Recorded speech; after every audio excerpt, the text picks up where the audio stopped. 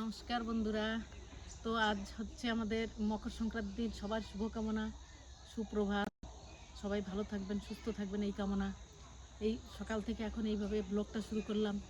তো আমরা আজকে এখন পালং শাক দিয়ে পালং পুরি তৈরি করব। তো আপনারা দেখতে থাকুন, ভালো লাগবে দেখতে।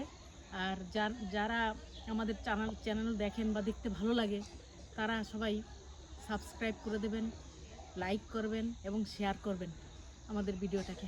তো চলুন পালং শাক তুলে নেওয়া যাক।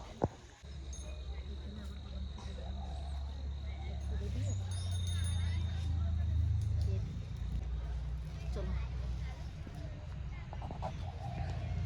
এই যে পালং শাক আমাদের উঠানো হয়ে গেছে, এই কটাই হয়ে যাবে। এবার কটা ধনিয়া পাতা উঠাবো। এই যে ধনিয়া পাতা আমাদের, দেখুন কি সুন্দর হয়েছে ধনিয়া পাতা।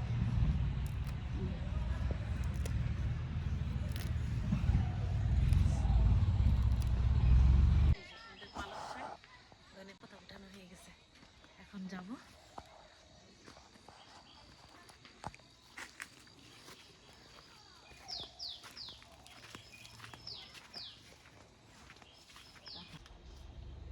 তো পালং শাকগুলো বেছে নিচ্ছি সুন্দর করে, একটা একটা করে।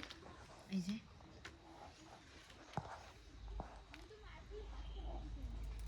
এখন ওই যে পালং শাক ছাড়াচ্ছিলাম ওইগুলো সিদ্ধ করে গ্রাইন্ডিং করে এই যে আমি আটা মিক্স করছি এখন, মানে পুরি করবো তাই।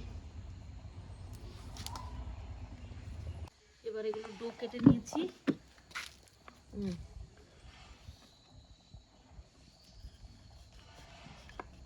পুরি ভাজবো, তেল গরম হয়ে গেছে কড়াইতে।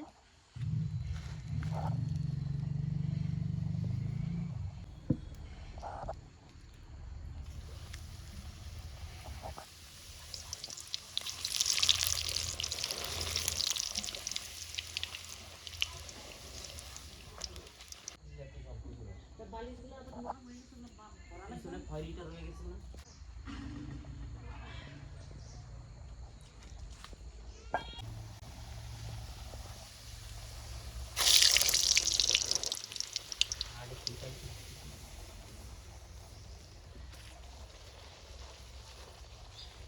যে আমাদের গ্রিন গ্রিন পুরি রেডি। এই যে